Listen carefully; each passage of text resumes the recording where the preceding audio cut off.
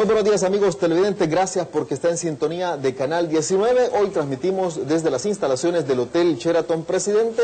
Es miércoles 15 de julio y esta mañana me acompaña el vicepresidente de la República, Óscar Ortiz. Señor vicepresidente, gracias por estar conmigo esta mañana. Merlin, es un gran placer compartir contigo en esta mañana y estamos listos para poder comunicarnos con la población salvadoreña a través de este canal y qué bueno que podamos charlar sobre temas importantes a escala nacional.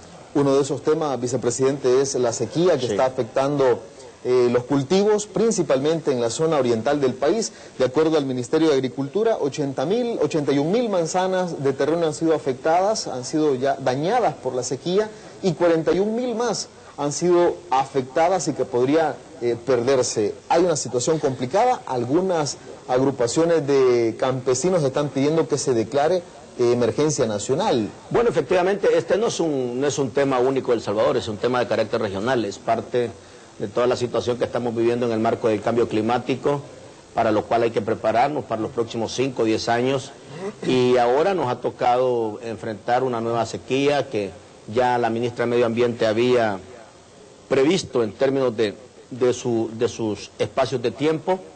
Ya el presidente ha ordenado al equipo económico y sobre todo también con el liderazgo del Ministerio de Agricultura y todo el equipo a crear las condiciones para poder acompañar a las cooperativas, a los productores en las distintas regiones y especialmente prepararse para volver a sembrar, sobre todo en estas próximas semanas que va a ser importante tratar de recuperar lo que ya básicamente se ha perdido. Y esto lo enfrentamos de manera repetida, es un tema que nadie desconoce, que en la agricultura siempre se enfrentan este tipo de adversidades y es por eso que se ha tomado la decisión de invertir en grandes proyectos, invertir en proyectos que nos permitan aminorar, que nos permitan bajarle el impacto a situaciones de este tipo.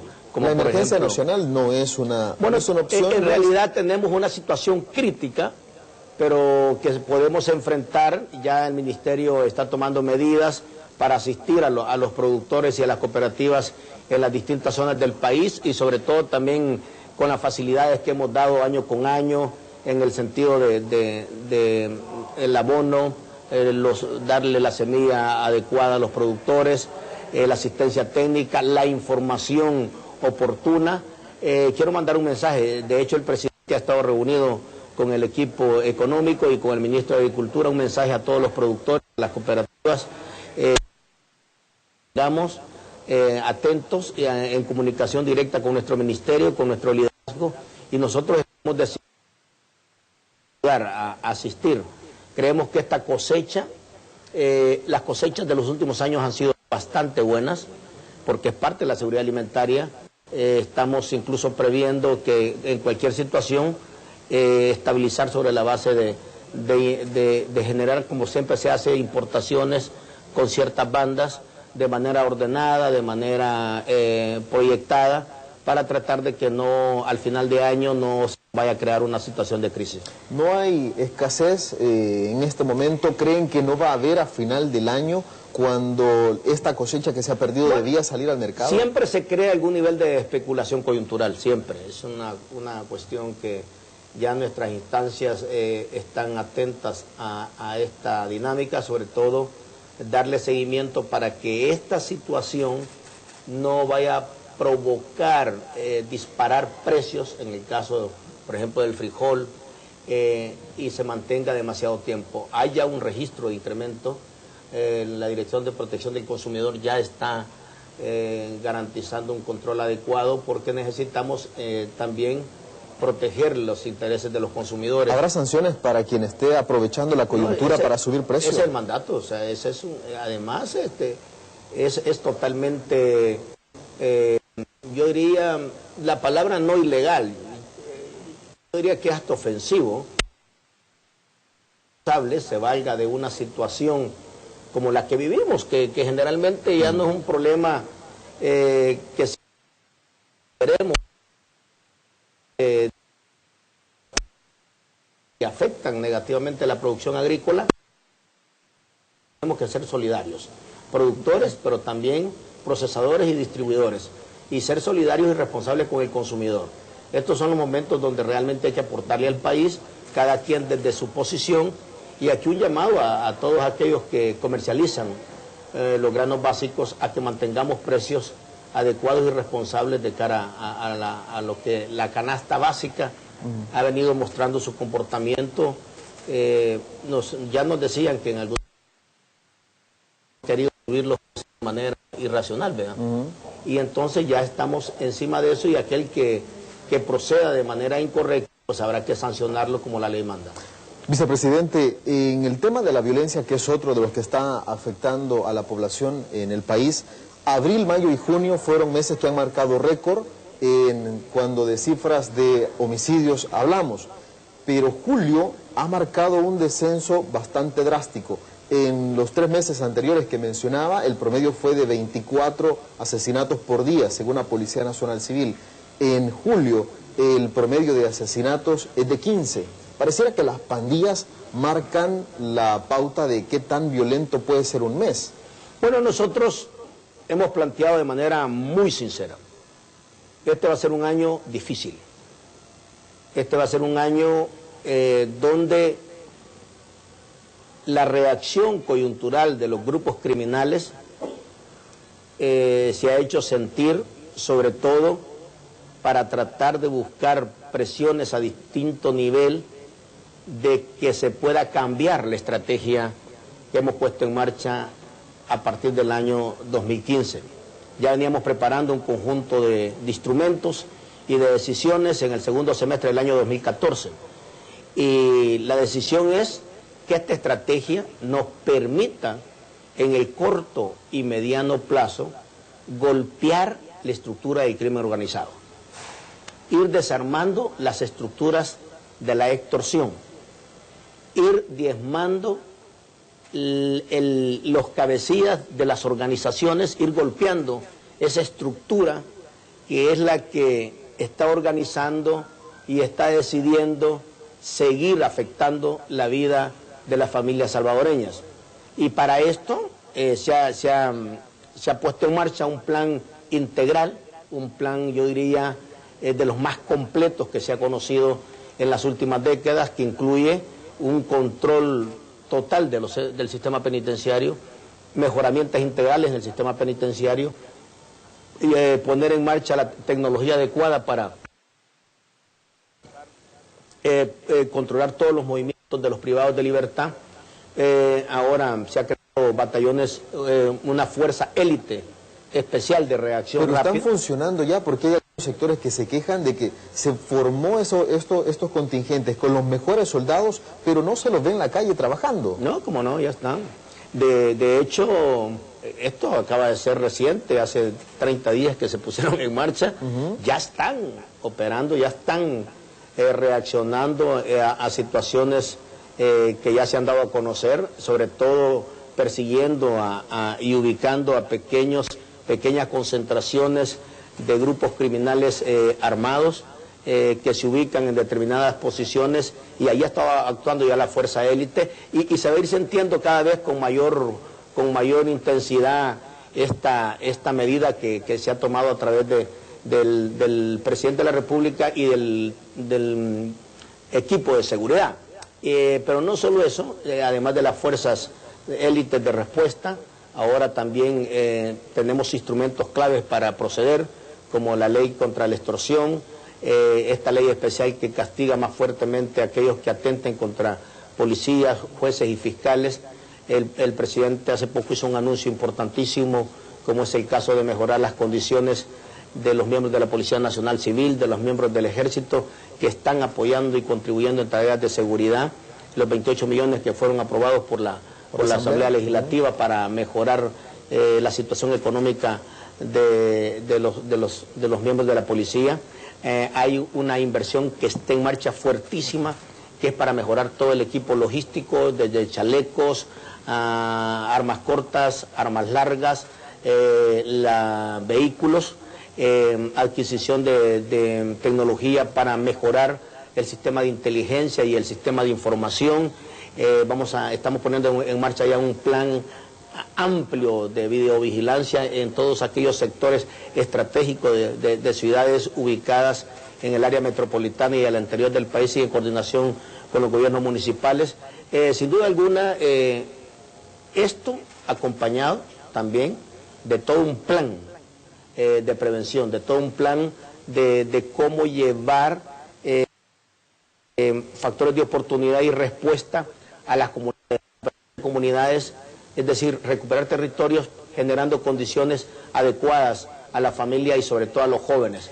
Y en ese sentido, a tu pregunta, yo siempre le digo a la gente, claro, vamos a tener un año complicado, pero no había otra forma, había que enfrentar directamente esta dinámica de violencia, y yo estoy convencido, y estamos convencidos en el gobierno, que no va a ser fácil, pero que esta batalla la vamos a ganar. En el esfuerzo o en el ánimo o intención de ganar territorio, de recuperar territorio, este jueves, entiendo, se hace un anuncio importante en materia de seguridad, donde se comienza a intervenir aquellos municipios más violentos o con mayores índices de violencia, tal y como lo propuso el Consejo Nacional de Seguridad Ciudadana. Bueno, esta es parte de la propuesta integral que se ha viabilizado a través del Consejo Nacional de Seguridad Ciudadana, una instancia amplia, inclusiva, que cuenta con la participación de todos los sectores, y esta semana se pone en marcha ya ese plan piloto que va a ser replicado en muchos territorios y que comienza en está dentro de los 10 municipios que han sido debidamente estudiados, donde se presentan la mayor cantidad de incidencias de violencia, y ahí se va a actuar de una manera integral. ¿El plan piloto es 10 municipios? Sí, son 10 municipios los que están ubicados con factores de violencia incrementados por encima del resto de municipios en el país. Pero esta política, esta estrategia, la idea es que en el mediano plazo vaya siendo replicada en todos los territorios a lo largo y ancho del país. ¿Comienzan en 10 de una vez? Sí, ¿comienzan con uno? Bueno, no, sí, hoy, digamos, esta semana se va a lanzar ya una serie de iniciativas en uno que es caso Ciudad Delgado. Pero no, pero... Mañana se comienza en Ciudad Delgado. Sí, pero vamos a actuar en los 10 municipios. Ahí está Zacatecoluca, ahí está Mexicano, Ciudad Delgado. Bueno, está ya una lista de municipios que son los que se han ubicado con mayores índices de violencia. ¿Cómo se intervienen estos municipios? ¿Qué de diferente se va a hacer a lo que ya se está haciendo en este momento? Mira, la articulación, ahí se cuenta con un gran liderazgo del gobierno municipal, además del gobierno municipal, con todas las instituciones del gobierno central, con la coordinación con las organizaciones no gubernamentales. Hay un trabajo articulado, planificado, y en el cual todos participan haciendo distintas actividades que nos permiten llegar a los niños, llegar a las niñas, a los jóvenes, a esa población adolescente tan fuerte, llegar no solo en la parte educativa, en la parte cultural, en la parte deportiva, en la parte recreativa, tratar de mejorar las condiciones del circuito escolar, mejorar la organización comunitaria, espacios de recreación, familia, y sobre todo también factores de oportunidad, en este caso empleo, todo el esfuerzo de emprendimientos. Hay gente que a veces no es que le des un empleo, sino una oportunidad para emprender un negocio, para emprender una actividad económica. Y eso se va a hacer, vamos a tratar de profundizar estos programas y tratar de recuperar el territorio, que la gente se vuelva a ser dueña de su comunidad. ¿Y eso implica más presencia de policías, más presencia de soldados en estos territorios? Bueno, que hay una presencia importante de la policía comunitaria, hay una presencia importante en la articulación también del cuerpo de agentes municipales a nivel local.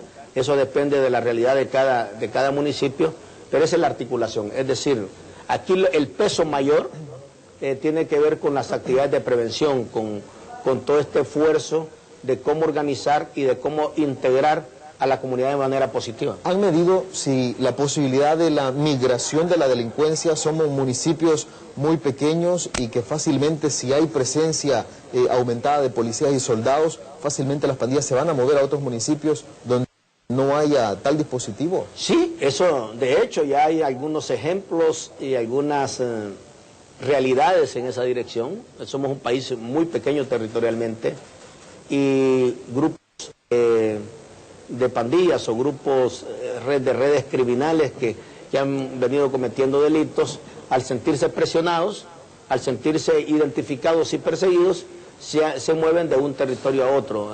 Por ejemplo, en algunos casos, en El Salvador, en otros departamentos, salen de la comunidad para refugiarse en lugares mucho más aislados, que son las zonas más rurales, más apartadas, donde hay menos población, y ahí es donde también nuestra fuerza élite ha empezado a actuar con información bien específica. Definitivamente la migración de grupos criminales siempre se van a tener, pero por eso es que nosotros estamos actuando no solo en un territorio, tenemos que actuar en todos aquellos lugares que se demande y sea necesario intervenir para tratar de golpear a estas estructuras. Bueno, vamos a hacer la primera pausa comercial, amigos televidentes, no nos cambie. Esta mañana conversamos con el vicepresidente de la República, Óscar Ortiz. Pausa, ya volvemos. Bueno, gracias por continuar en nuestra sintonía. Esta mañana en el estudio que hemos... El vicepresidente Pública, Óscar Ortiz, hablábamos sobre el tema de la seguridad. Él dice que mañana comienza un dispositivo especial en 10 municipios, es un plan piloto que va a ser lanzado en Ciudad Delgado, donde se va a comenzar a golpear las estructuras criminales con más fuerza. Las pandillas, quizá el principal problema de seguridad en el país. Vicepresidente, ¿creen que las pandillas siguen mutando, se están convirtiendo en una especie de guerrilla? Bueno, no toda la estructura conocida como pandilla ha mutado para convertirse en una estructura criminal. O sea, eso es importante porque también tenemos que tener la capacidad de hacer una diferencia y un tratamiento también distinto a aquellos jóvenes que están dentro de muchas comunidades en unas situaciones de alto riesgo por el entorno, porque ahí por A o B razón ha habido una estructura de pandilla que se ha desarrollado y dentro de esa estructura hay un porcentaje, un grupo de esos miembros pertenecientes a esa pandilla criminales. Y nosotros creemos que en la medida que se va generando una mayor actuación diligente, efectiva de nuestra policía, acompañado por miembros del ejército, y en la medida que se van sintiendo presionados estos grupos, también están agarrando unas tácticas que los está llevando a organizarse en pequeños grupos, a retirarse de la comunidad natural donde han pertenecido y a refugiarse en lugares más aislados. Pero están teniendo entrenamiento militar, armado, están aprendiendo uso de armas. Bueno, en la medida que generan actividad criminal, en la medida que generan toda una estrategia para mantener extorsionada a grupos de personas, a familias enteras, en la medida que accionan contra cuerpos de seguridad, ellos mismos se van obligando a tener un mayor dominio del armamento que utilizan. Todavía no podemos decir que están altamente entrenados. En los distintos contactos y enfrentamientos que ha tenido nuestra fuerza pública, siempre se ha sacado mucha ventaja, en términos no solo de movimientos tácticos, sino también de poder de fuego. Pero se le está poniendo atención a eso porque sería cuestión de tiempo. No, pero, por eso, pero es importante que la población sepa que el hecho que no sean una fuerza bien entrenada, todavía con armamento pesado, con un armamento tácticamente fuerte en términos de ataque, no podemos subestimar. Esta es una fuerza criminal que tenemos que enfrentarla de la manera más rápida, de la manera más efectiva, para llevarle la mayor seguridad a la familia salvadoreña. Incluso, y entonces hay que evitar que vaya a suceder lo que tú estás diciendo. Por eso es que es bueno que hayamos tomado la decisión de poner en marcha esta estrategia que pretende no solo diezmar, golpear, sino desarticular la organización criminal. Vicepresidente, incluso trascendió hace unos días un posible atentado a Casa Presidencial con mucho detalle. Incluso la Fiscalía General de la República abrió una investigación de oficio por ese tema, por acto de terrorismo. Bueno, mira, realmente hay decenas, cientos de rumores, de informaciones que también van y vienen, y cada una de ellas merece el cuidado requerido. Nosotros hemos tenido cantidad de información. El gobierno, a través de las instancias de inteligencia, tiene información que hay que saberla analizar, procesar, y hay que saber identificar aquello que representa un verdadero peligro y actuar para tratar de prevenir. ¿Esta amenaza representaba un peligro? ¿Ameritaba que la Fiscalía abriera una investigación?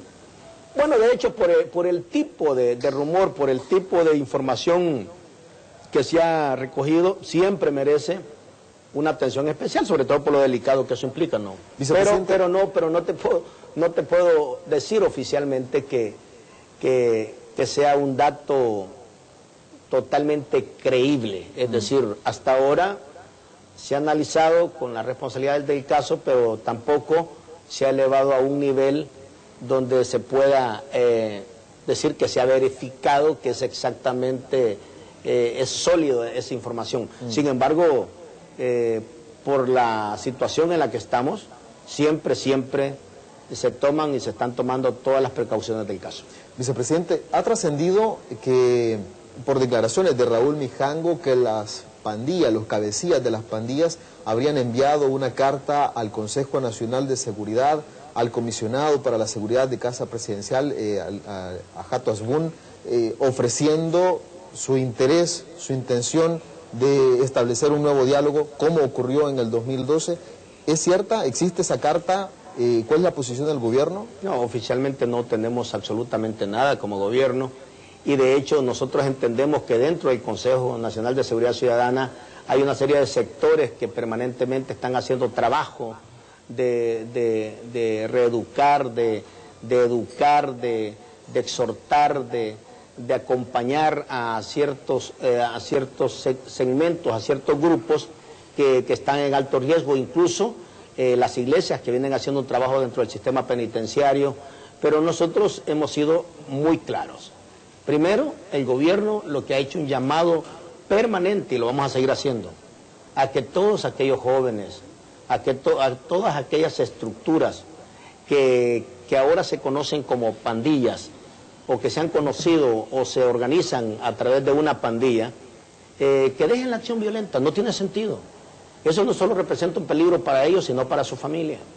Es importante encontrarnos en una nueva dinámica como salvadoreños. El Salvador tiene futuro, El Salvador tiene esperanza, pero para eso necesitamos sacar lo mejor del joven. Y hay todo un esfuerzo, toda una estrategia para tratar de crearle el mejor entorno a los jóvenes salvadoreños.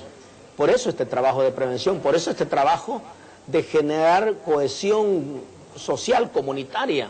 Ese es el esfuerzo fundamental que tenemos en marcha, y lo vamos a fortalecer en el transcurso de los próximos años.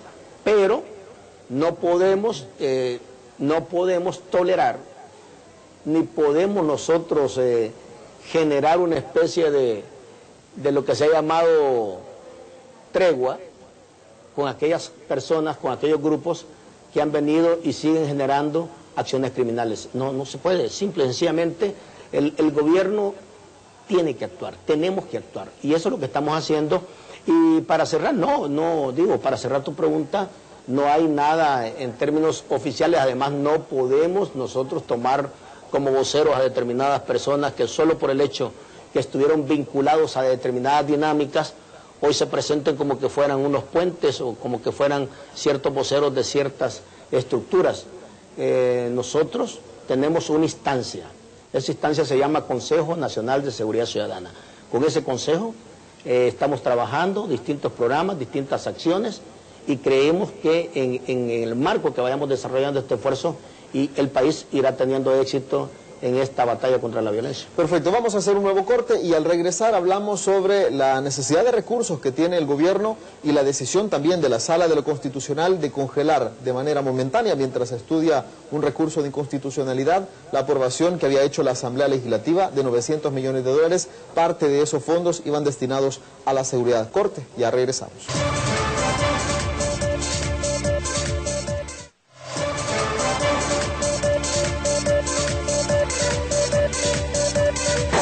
Bueno, gracias por seguir en nuestra sintonía. Esta mañana estoy conversando con el vicepresidente de la República, Óscar Ortiz, y hemos hablado sobre principalmente la seguridad y también el tema de la sequía. Ahora quiero hablar sobre los recursos, porque el gobierno para ejecutar obra necesita recursos. Había logrado que la Asamblea Legislativa aprobase 900 millones de dólares, pero un recurso en la Corte Suprema de Justicia lo frena. ¿Ven ustedes en los magistrados, en la Sala de lo Constitucional, la principal oposición en este momento?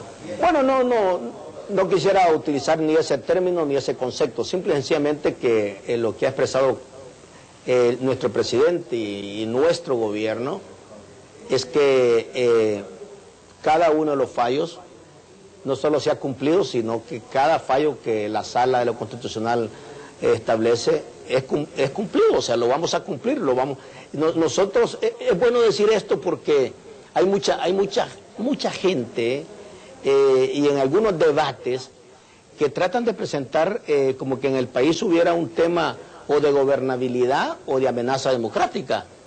El Salvador, yo siempre he dicho que es uno de los procesos más dinámicos, uno de los procesos pioneros en toda la región. Es una transición democrática ejemplar, donde cada vez la separación de los poderes públicos, los pesos y contrapesos toma mayor relevancia. Y qué mejor ejemplo que las actuaciones de la Sala de lo Constitucional. Ahora, también hemos tenido la libertad para decir en aquellos temas que no estamos de acuerdo, que nos preocupan, y este es uno de los temas que nos preocupa, el hecho de que se haya emitido una resolución donde se separa un flujo de recursos financieros para el Estado, para el gobierno de 900 millones, que es un trámite que ya había sido aprobado por la Asamblea Legislativa, y que una buena cantidad de estos recursos van dirigidos para el tema de la seguridad, para poder combatir de manera más eficiente las estructuras del crimen organizado y las estructuras de la extorsión.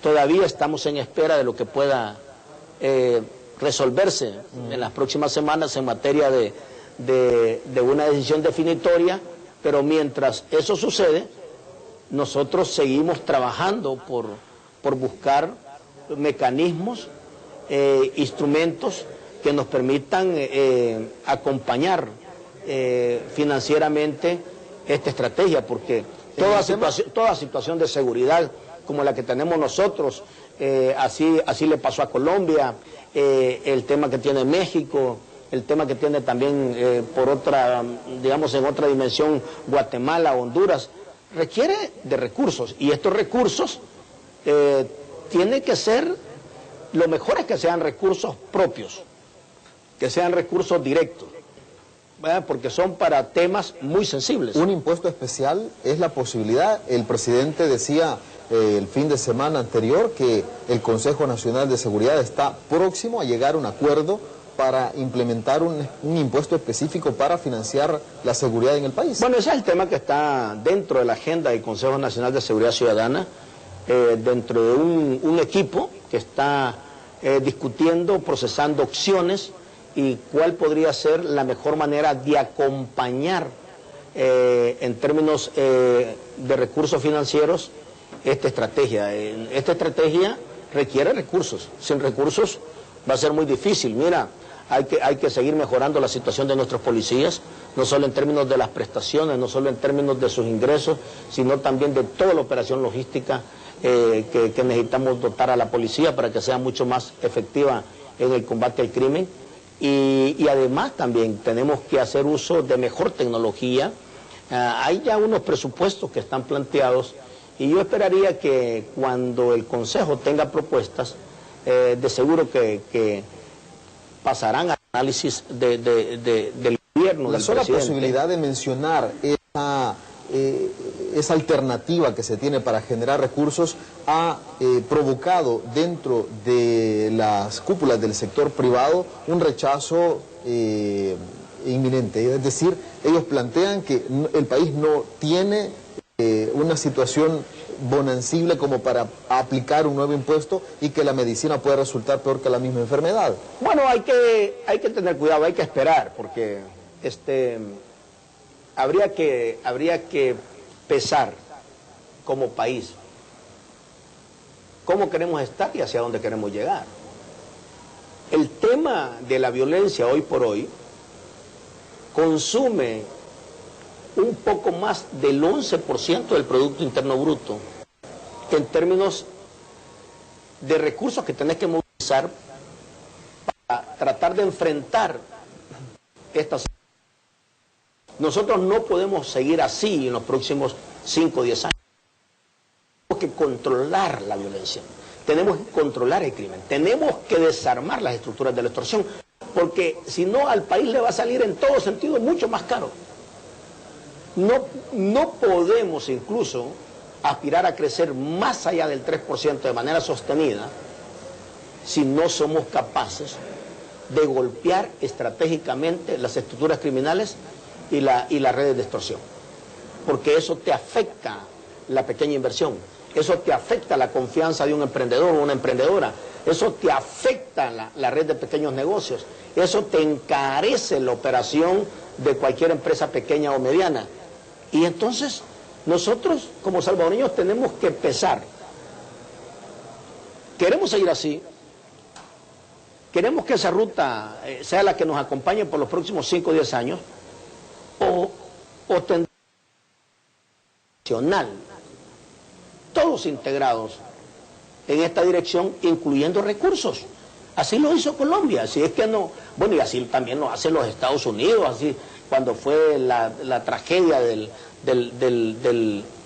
11 de septiembre, cuando fue en México lo que está pasando ahora. Tienes que movilizar recursos, porque si no acompañamos con recursos esta estrategia, simple y sencillamente el sufrimiento va a ser más largo y va a ser más costoso. Y es mejor que, como dice, que hay que tirar la casa por la ventana.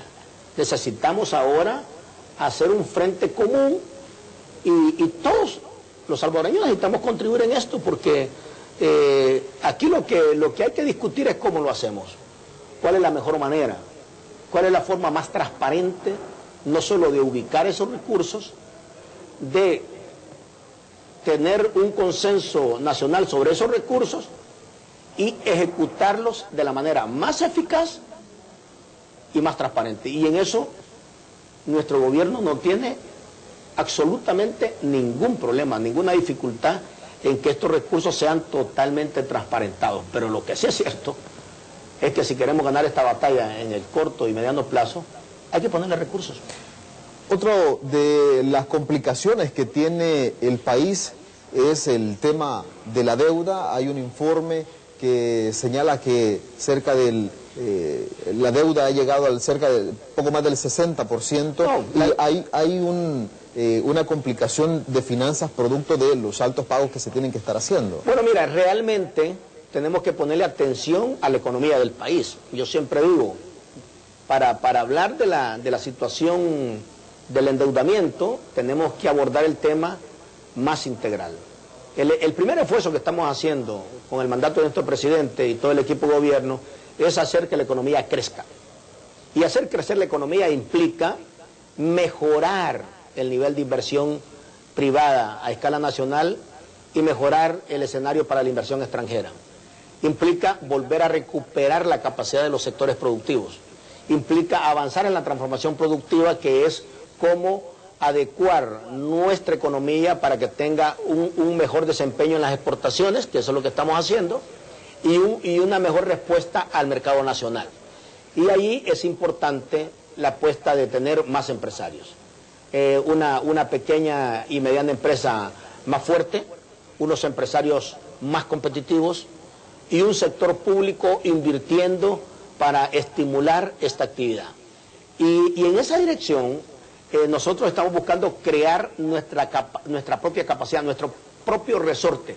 El país ya no puede seguir solo dependiendo ni de remesas, que es importante, ojalá siga vendiendo siempre remesa. De hecho, la remesa del año anterior rompió récord, y la tendencia es que sigue creciendo porcentualmente cada vez más pequeña, pero sigue creciendo. Pero la remesa está demostrado que no nos va a resolver el tema económico. Es importante. Y luego no podemos vivir con un país permanentemente dependiendo de préstamos. Ahora tenemos un promedio del 58% en relación al Producto Interno Bruto, pero hay que tener cuidado cuando se habla de ese 58%, porque 12% lo representa la deuda previsional. O sea, que hay que buscarle una salida. Y que es un tema espinoso, acumulado. Y va a ser espinoso, que porque al igual que hay decisiones que se deben tomar que no van a gustar. Mira cómo quiero cerrar esta parte. Que la violencia es el primer tema que tenemos entre manos, y tenemos que enfrentarlo como salvadoreños todos juntos, y tenemos que tener éxito, porque el país tiene que tener éxito en esa batalla. Pero el otro tema central es construir un acuerdo nacional en torno al tema de pensiones. El sistema de pensiones, así como está, es insostenible. Es algo así, ahí sí yo tomo esta definición, es como una bomba de tiempo, pero es una bomba que ya está activada. La mecha está encendida. Sí, porque en los últimos 10 años, imagínate, el nivel de acumulación que se ha tenido, el déficit que va teniendo. O sea, cada año se te va agregando un déficit, porque el sistema tal y como se construyó cuando se hizo la reforma, simple y sencillamente no se le dio sostenibilidad. Y ahora tenemos que sentarnos, platicar, discutir y tomar unas decisiones entre actores públicos, actores privados, trabajadoras, trabajadores y por supuesto los que hacen el trabajo de administradoras de fondos. Antes de las elecciones, el presidente Salvador Sánchez Serén dijo: tengo ya una propuesta, la vamos a discutir, la vamos a analizar, pero no en este momento porque estamos en elecciones. Dijo, después de marzo va a salir. Estamos en julio. No, este año ya se comenzó a analizar, a procesar, y se ha comenzado a intercambiar, y de seguro que este tema va a ser uno de los más fuertes en el transcurso de este año. O sea, el tema de aumentar la edad de jubilación es una alternativa que está ahí. Bueno, no, hay cosas que siempre son como las que más, de las que más aparecen, por ser la forma más común de abordar el tema. Cuando se habla de pensiones, lo primero que la gente dice, bueno, van a aumentar la edad de jubilación. La gente dice, bueno, se va a aumentar la cotización. La gente dice, bueno, ¿cuánto más nos van a pagar?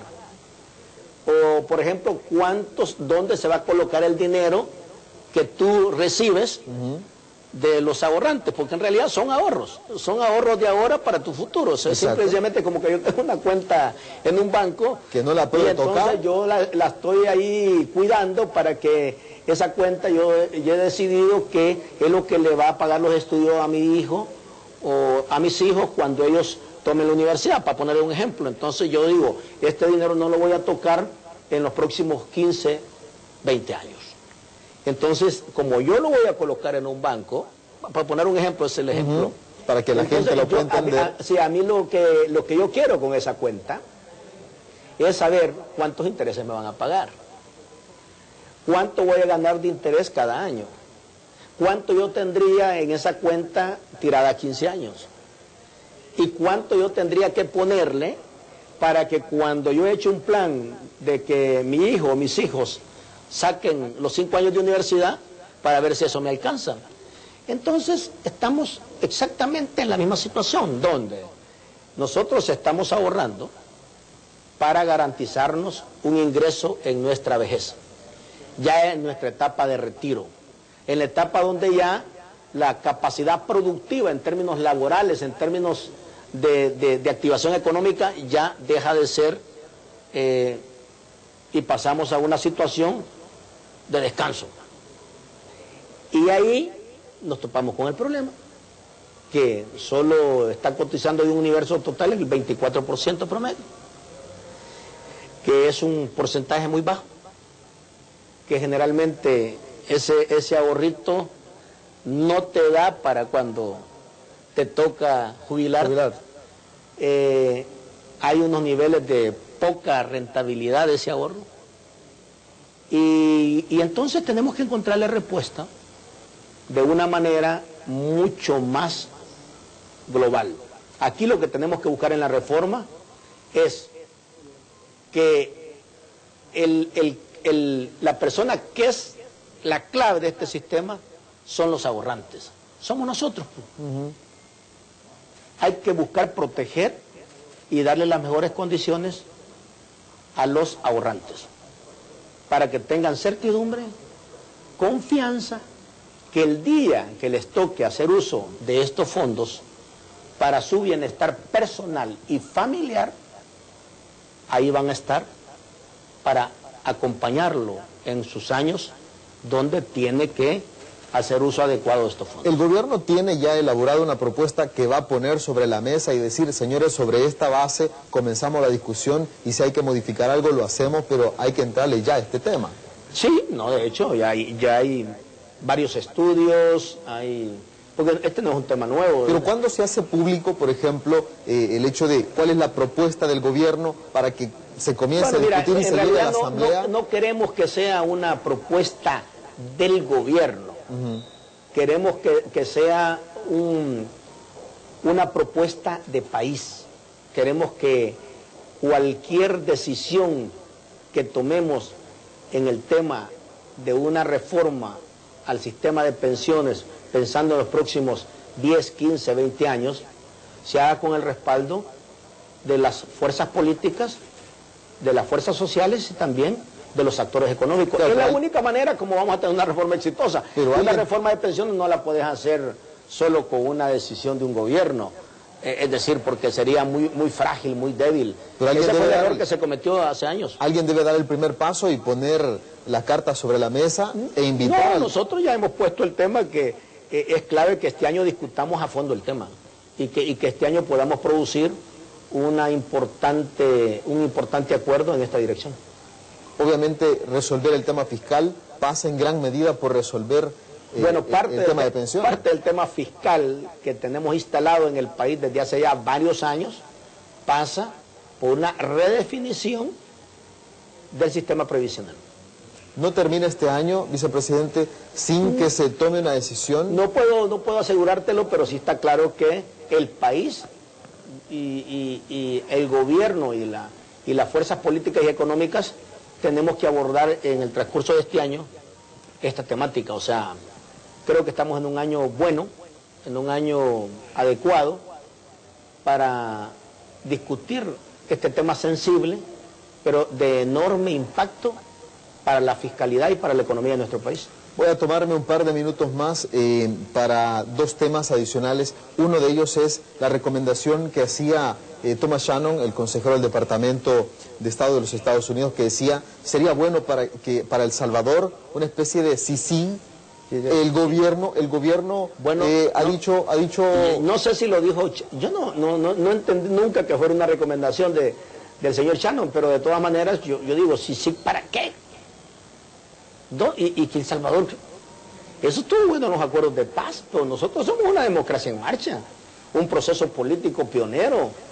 Nosotros tenemos cada vez instituciones más independientes y como en todos los países y en todas las democracias, siempre tenés que seguir trabajando por elevar tus niveles de transparencia, por elevar tus niveles de eficiencia, por seguir fortaleciendo tus niveles democráticos, pero es inaceptable que nos quieran poner en una situación de como que si venimos como que sí hemos venido saliendo de una guerra ayer, pues eso fue bueno en el 92 cuando vino Nusal aquí, nos ayudó mucho Nusal, pero porque estábamos dos fuerzas enfrentadas, acabamos de pasar un conflicto de 12 años. ¿Qué puede hacer una instancia extra país aquí en eso? ¿La institucionalidad de El Salvador está preparada para combatir la corrupción? Es que ningún país está preparado para combatir la corrupción. Es que lo que tenés que hacer es que las instituciones permanentemente tienen que ser fortalecidas.